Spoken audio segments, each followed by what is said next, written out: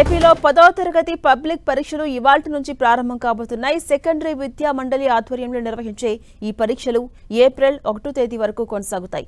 ఈసారి రాష్ట్ర వ్యాప్తంగా 6,40,000 మంది విద్యార్థులు ఈ పరీక్షలకు హాజరు కాబోతున్నారు. వీరిలో 6,22,074 మంది రెగ్యులర్ విద్యార్థులు కాగా 18,842 మంది ప్రైవేట్ అభ్యర్థులున్నారు. పరీక్షల నిర్వహణకు ప్రభుత్వం కట్టుదిట్టమైన భద్రతా చర్యలు ఏర్పాటు చేసింది. రాష్ట్ర వ్యాప్తంగా 3,415 పరీక్షా కేంద్రాలను ఏర్పాటు చేసి అన్ని ఏర్పాట్లు పూర్తి చేశారు. ప్రతి పరీక్షా కేంద్రానికి చీఫ్ సూపరింటెండెంట్, డిపార్ట్మెంట్ అధికారులను నియమించారు. మాల్ ప్రాక్టీస్ను అరికట్టేందుకు భారీ స్థాయిలో ఫ్లయింగ్ స్క్వాడ్స్ కూడా ఏర్పాటు చేశారు. పరీక్షల నిర్వహణలో పారదర్శకత కోసం రాష్ట్ర వ్యాప్తంగా 210 సమస్యాత్మక కేంద్రాలను గుర్తించి సీసీటీవీ పర్యవేక్షణలో ఉంచారు. ఇక షెడ్యూల్ ప్రకారం ప్రతిరోజు పరీక్షలు ఉదయం 9:30 ప్రారంభమై మధ్యాహ్నం 12:45 ముగుస్తాయి. విద్యార్థులు ఉదయం 8:30 కల్లా పరీక్షా కేంద్రాలకు చేరుకోవాలని అధికారులు సూచించారు.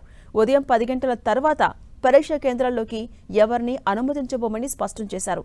హాల్ టికెట్ వెంట తెచ్చుకున్న విద్యార్థులను మాత్రమే పరీక్షా కేంద్రంలోకి అనుమతిస్తారు.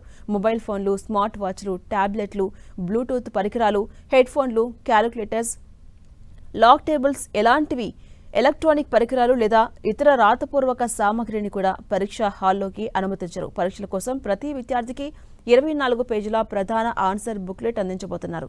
అవసరమైతే అదనంగా 12 పేజీల అదనపు బుక్లెట్ కూడా అందివ్వబోతున్నట్టుగా విద్యాశాఖ తెలిపింది.